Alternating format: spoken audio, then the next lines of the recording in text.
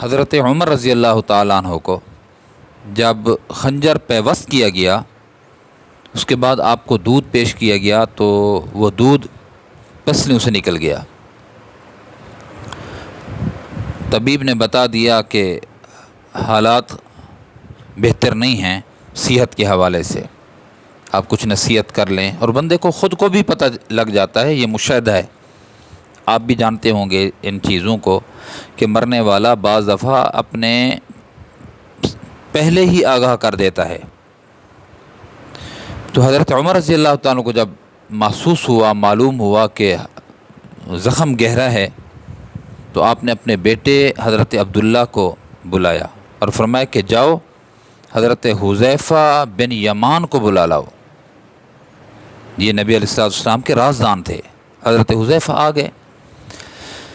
امیر المؤمنین سیدنا فاروق اعظم رضی اللہ تعالیٰ عنہ نے ان سے فرمایا کہ نبی علیہ السلام نے تجھے منافقوں کی جو فہرست دی تھی، کون کون سے نام ہیں؟ کہ امیر المؤمنین یہ تو راز ہے، اللہ کے نبی کے راز کو حذیفہ افشا تو نہیں کر سکتا، شو تو نہیں کر سکتا، آؤٹ تو نہیں کر سکتا، راز کو، یہ راز ہیں، راز رہیں گے۔ حضرت عمر رضی اللہ تعالیٰ عنہ نے پھر کہا کہ اچھا حذیفہ، اتنی تو میرے اوپر احسان کرو کہ مجھے یہ بتاؤ ان منافقوں کی جو فہرست اللہ کے نبی نے آپ کو بتائی ہے اور نام ہے آپ کے پاس، اس میں مجھے عمر کا نام تو نہیں ہے؟ کون عمر؟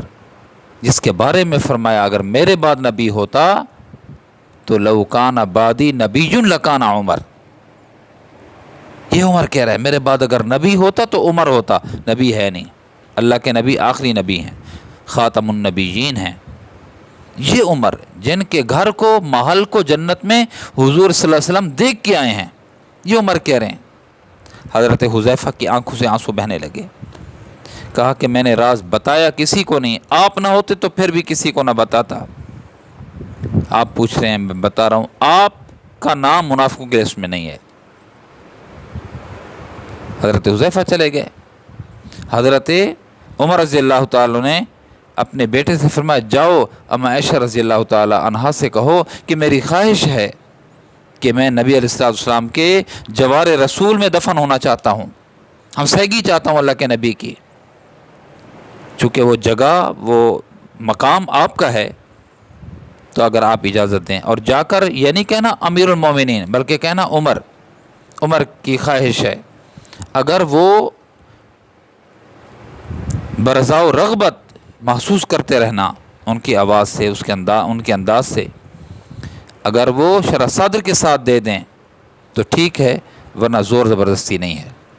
یہ ان کے پاس گئے، سیدنا عائشہ رضی اللہ تعالی عنہا کے پاس، انہوں نے فرمایا یہ جگہ تو میں نے اپنے لیے رکھی تھی، لیکن عمر تو عمر ہے، میرے اوپر احسانات، اسلام پہ احسانات، فرمایا میں نے ان کو دے دیا، اپنا ارادہ ترک کر دیا۔ یہ واپس آئے تو دیکھا کہ سیدنا عمر رضی اللہ عنہ زمین پہ لیٹے ہیں اور اپنے رخسار مبارک کو مٹی سے مٹی کر رہے ہیں۔ بیٹے نے جلدی جلدی گود میں رکھا سر کو، فرمایا کیا ہوا بیٹا، مجھے مٹی سے مٹی ہونے دو۔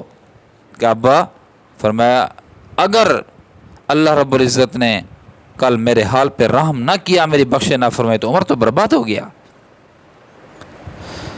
اور پھر فرمایا آخری جملے تھے، اس کے بعد فوت ہو گئے، شہید ہو گئے، روح نکل گئی۔ فرمایا کہ یوں کرنا کہ جب میں فوت ہو جاؤں غسل کفن دے کے مسجد نبوی لے جانا، پھر پوری توجہ رکھنا، اگر حذیفہ میرے جنازے میں شریک ہو تو پھر مجھے روضۃ الرسول کے دروازے پہ لے جانا، اگر حذیفہ میرے جنازے میں شریک نہ ہو تو مجھے عام قبرستان میں دفن کر دینا۔ یہ فاروق اعظم ہیں رضی اللہ تعالی عنہ۔ حضرت عبداللہ نے جنازہ جب لے گئے تو پوری نگاہ رکھی، حذیفہ شامل تھے جنازے میں، اور پھر فرمایا کہ پھر میری میت کو لے کے جانا، اور ہو سکتا ہے کہ زندگی میں انہوں نے میرا حیا کیا ہو، میرے مرنے کے بعد دوبارہ پوچھنا کہ آپ کا بیٹا یہاں دفن ہونا چاہتا ہے، اگر اجازت تو حاضر، اگر اجازت نہ ہو تب بھی عام قبرستان میں دفن کر دینا۔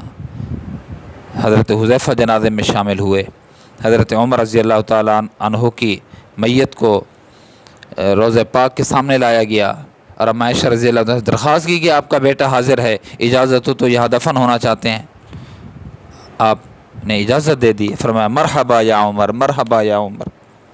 حضرت عمر رضی اللہ تعالیٰ کو روضہ پاک کے اندر دفن کیا گیا۔ کتنی ڈرنے والے لوگ تھے، میں حیران ہوتا ہوں یہ واقعات پڑھ پڑھ کے کہ کتنی وہ کر کے، وہ نیکیاں کر کے اللہ سے اتنے ڈرنے والے تھے۔ ہم گناہ کر کے نہیں ڈر ہو چکے ہیں میرے دوستو۔ کیا عظمت تھی، کیا شان تھی فاروق اعظم کی، رضی اللہ عنہم ورضوا عنہ ذالک لمن خشی ربا۔ یہ اللہ ان سے راضی ہے، یہ اللہ سے راضی ہیں، یہ اللہ سے ڈرنے والے ہیں، تبھی تو اللہ ان سے راضی ہیں۔ اللہ کا ڈر ہو، اللہ کا ڈر ان حضرات کی گھٹی میں تھا۔